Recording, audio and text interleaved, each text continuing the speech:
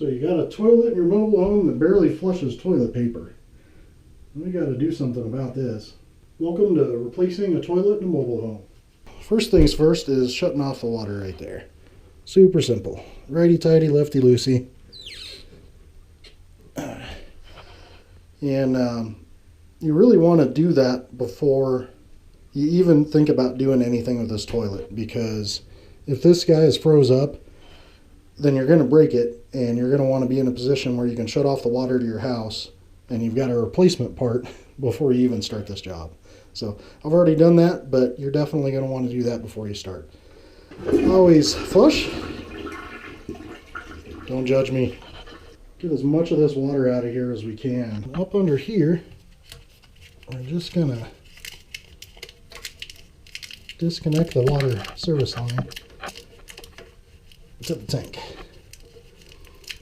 And if your water shut off has done its job, aside from a little bit of residual in there, you don't have any water coming out of here. It looks like, there we go. Yeah, we should be in good shape there. So now we've got as much water out of here, so the tank's empty as much as it can be. We got as much out of the bowl as we can. The next job is to get these guys off of here. These are rusted terrible. Let me show you in just a moment how we get those off of there. So I just put some vice grips on here and just bend her back and forth until she breaks. Yeah, it's only like a 1/4 inch bolt, so it really doesn't take much to fatigue this thing and snap it in half. There we go. So we got that off of there. The guys just snapped right off. So this is the funnest step, pulling the sucker out of here. You know, we got as much water out as we can, but there's still some in there. It's going to get absolutely everywhere. I always keep a ratty towel handy just to mop up all the mess. Well, apparently that one's gonna slosh around all over us later, get it all over the house instead of here in the bathroom. What I like to do is put that sucker right in the cardboard box that the new ones come out of, keep some of the mess out, and get that sucker in the dumpster before it leaks all over you. Yeah, here's the good stuff. Yeah, you can see, I think this is wax, where it had mushed out of here and made its way out there, so we're gonna have to clean all this stuff up. So what little experience I have is the more you can get this wax gasket up out of here in one piece, the better off you're gonna be. Trying to pick this thing apart in little pieces and parts is just not a whole lot of fun. So much nicer when it'll come up in as big a chunk as you can, because you still gotta get all these little bits. Yeah, you're gonna want to wash your hands when you're done with this one. So you can see there's this little kind of T-slot here and a T-slot here. These are the ones I like using because you put the stud in here and then slide around, kind of lock it in place. They're using these guys, which aren't terrible. You just got to make sure that when you get the stud in there, it kind of locates. So when you tighten down the bolt, the nut on the stud, that it locates the bottom of the stud so it doesn't rotate. You just got to make sure that you get it in the right position there. I'll show you that when we get to it. I'll show you guys another thing real quick here. So whoever had silicone this before, looks like they had gone all the way around the perimeter of this guy. It's kind of debatable to silicone or not to silicone, but one thing I guess is kind of agreed upon is that leave a little bit on the back open. That way if you ever have a leak in your wax gasket here, it's going to leak out and you'll get a visual sign that something's going on there. It should also go without saying that now it's probably a good time to clean back here and here. Ugh. Gross. Gross.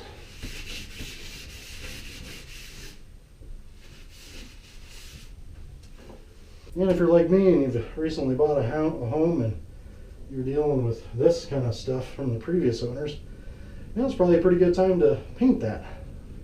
Unfortunately, they didn't save me that color paint, and I'm probably going to repaint it white at some point in time anyway, so unfortunately that'll be a job for later, but gross. Alright, time to detrash the new toilet. Instructions, you don't need those. Here's our shiny new tank. dual flush.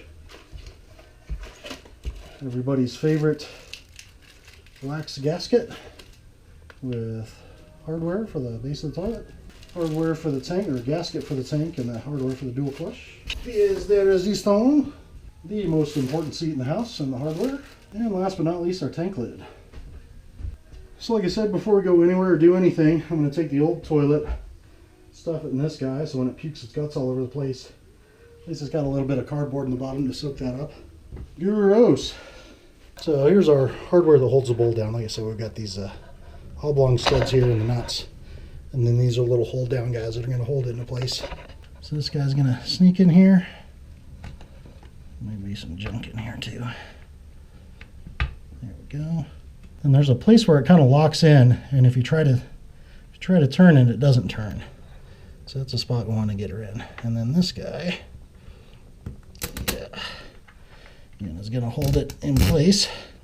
What I do is I'll pull it up to where it's kind of locked in, and then push down.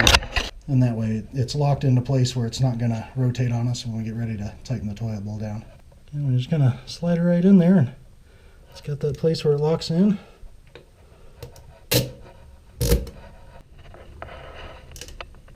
Now we're ready for about the most nerve-wracking part of the whole operation here.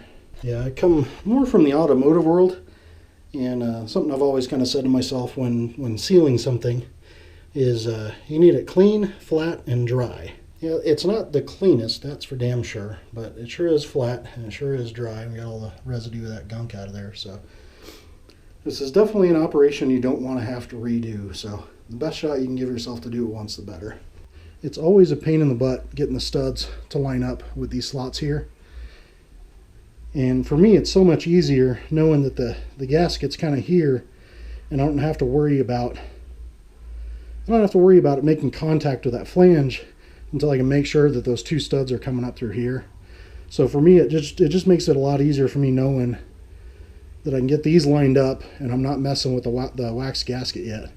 Once I get the studs lined up, then I can set it straight flat down, put some pressure on it to walk itself down and squeeze this gasket and make that seal. But having it here first makes that a whole heck of a lot easier. Again, this is something you only want to do once. You don't want to mess it up. And it's never a bad idea to have another wax gasket on hand in case you mess one up. You know, there's absolutely no sense in trying to reuse one that you know is messed up. Just go ahead and get a new one. They're like $5 or $10, no big deal. All right, moment of truth. Let's just look. Okay, there's that little devil.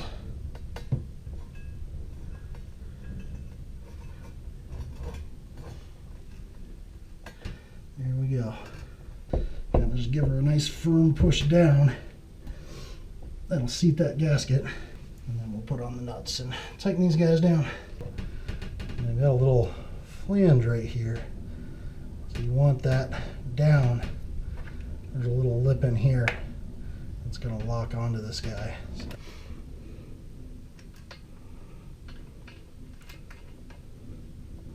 Little level to make sure this guy's reasonably level. Snug enough over here. Pop these little caps on. Easy as that. We got a tank that goes on here. There's a gasket that sits there. Same kind of hardware that went there is going to come up underneath here to hold that on. Same thing on the toilet seat. Get some hardware that sneaks up through these guys. Hook up the water line to the tank. Open that guy back up, and we're pretty much done here. I am going to throw a bead of silicone around here, but I am not a professional. It's going to look like crap, so I'm not going to show you that. But if that's something you decide to do on your own, feel free. I'd recommend it myself. Gasket that goes on, you can see we've got a octagon shape on here, which is going to match the octagon shape on here.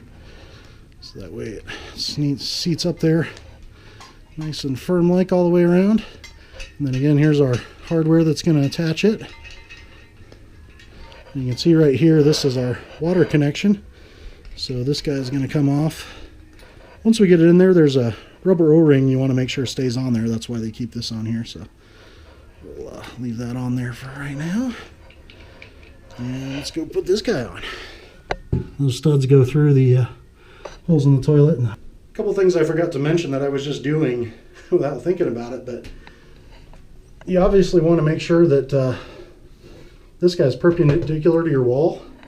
I was just kind of, eyeballing it and make sure it's not all cattywampus before I lock down that wax gasket. But something you're going to want to pay attention to.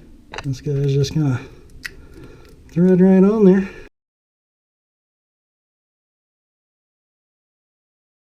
Now that is another thing to pay attention to, is this toilet is 2 inches taller than the one that replaced it.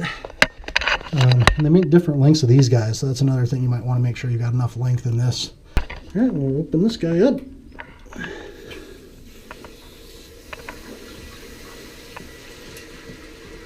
Right off the hop, you're going to want to check this.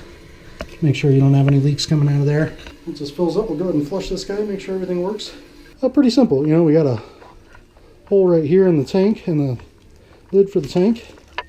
Got our little dual flush plunger dealio. This guy has a little nut right here that we're going to take off. And then this guy is going to capture the bottom of it, so that way it locks it in there. I don't know if you can see that, but the 3 dot is the P flush and the 9 dot is the poo flush. And the P flush goes on the right on this guy. I don't know that from reading the instructions. I just know that from testing the other one I just put in. But simple enough. This guy goes through there. This guy goes on there. And only one side is threaded. So that guy just goes on there. Alright, yeah, so piece of cake. Got the P flush.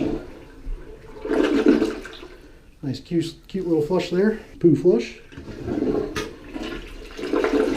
Ah, there we go. Alright, yeah, nothing left to it but put that lid on and we're good to go. And I didn't mention it earlier, but this is a Delta Foundations toilet.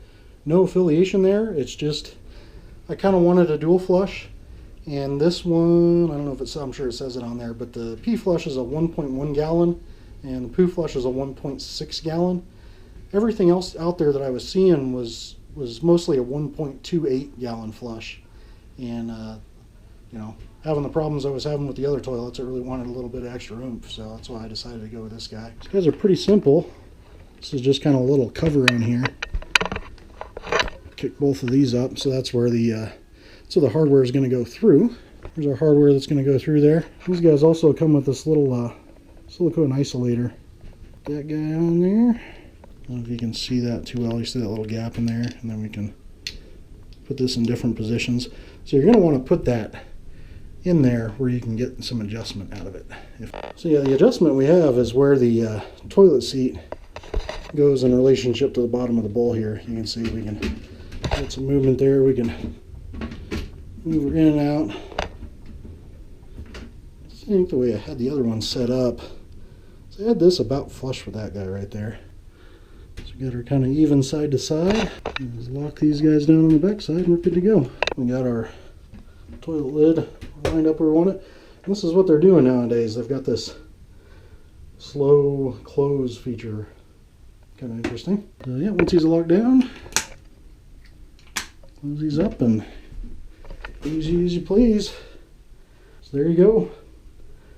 Toilet install in a mobile home. Piece of cake. Hope you enjoyed.